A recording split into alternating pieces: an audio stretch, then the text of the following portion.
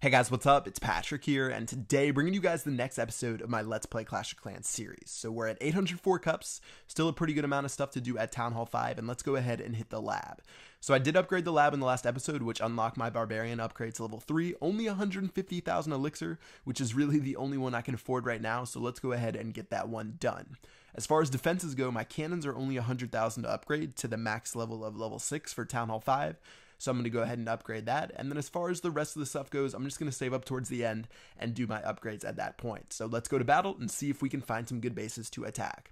So for base number 1, I actually hovered over that next button if you guys saw that, but this guy did have 120,000 available, which is pretty good. It's not in like the 200,000 range, which is amazing, but this guy's base actually looks pretty simple to beat.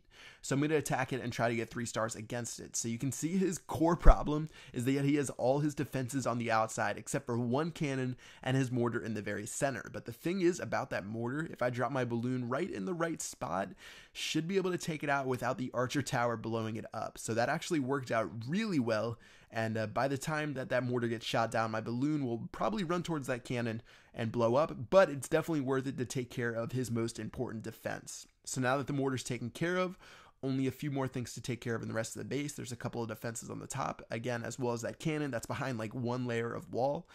So yeah, should be pretty simple, and let's make our way inside.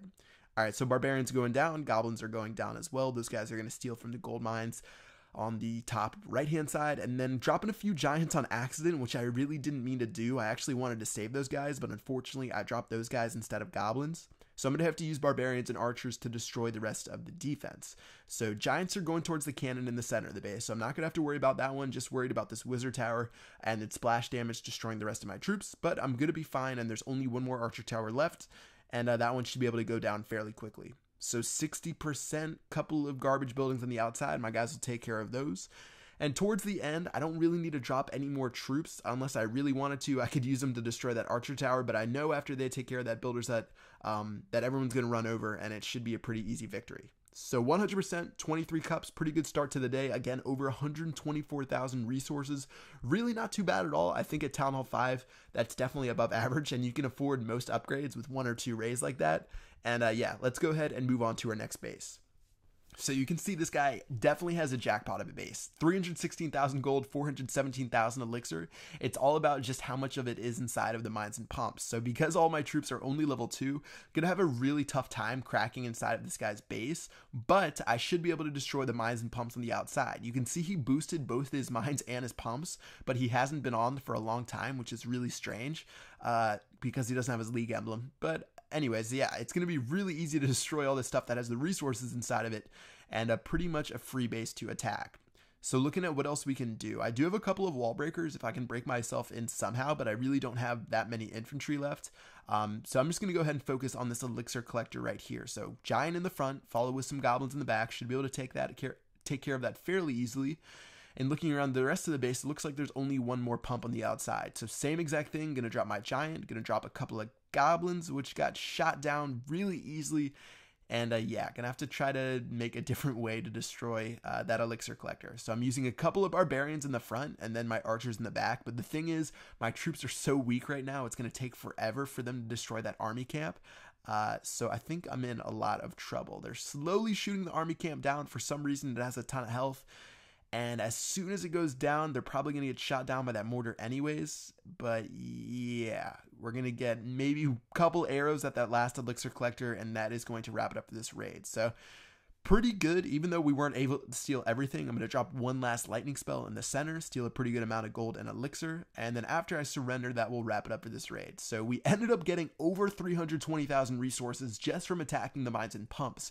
So if you guys are ever a low level and you see a base like this, and you can see that the elixir pumps or the gold mines are looking pretty full, definitely take a chance and attack it. Sometimes they can have a pretty good amount of resources like that one did, and it actually worked out extremely well. Okay, for the next base, definitely not going to have as many resources as the one we just attacked, but should be pretty simple from the outside. So I'm going to go ahead and drop some goblins on the outside just to destroy these mines and pumps, as well as destroy some of these buildings and try to get a free 50% and steal all the resources. So very simple raid. This one can definitely be classified as a freebie, and after we take care of all this stuff, should be pretty simple and good to go. So 23%, gonna try to work my way to 50. If I don't get 50, it's really not that big of a deal. Still not too focused on trophies. You guys are gonna hear me say that a lot because it's really the number one thing that people overrate in Clash of Clans. And yeah, 46%, 49%, 52%, and we can surrender for this raid. So 169,000 resources, plus we got a little bit of a bonus, 2,600. I guess we're getting up there a little bit. And yeah, let's go back to base and we should be able to wrap it up for the upgrades. So we're sitting at 4 builders. We have 372,000 gold, 303,000 elixir. Pretty good amount of stuff we can get done. So the most obvious thing we want to upgrade is definitely our army camp. That's going to be the last army camp we upgrade to level 5. Should give us a fully maxed out army camp for Town Hall 5. And let's go ahead and start that one-day upgrade. As far as gold goes, we still have a pretty good amount of gold where we can actually do 2 archer tower upgrades. So I'm going to upgrade this first one right here, as well as I can go ahead and upgrade the other one on top if I really want to. So let's go ahead and do that one as well. Another one-day upgrade, and yeah, we're starting to move from like 3 to 4 hour upgrades to one-day upgrades, which sort of stinks. But compared to the end game, it's definitely nothing. I wish I had one-day upgrades on Chief Pat, my main account. But yeah, anyways, let's go ahead and upgrade the final things. We're going to do this gold mine right here, and that should be able to wrap it up for this episode.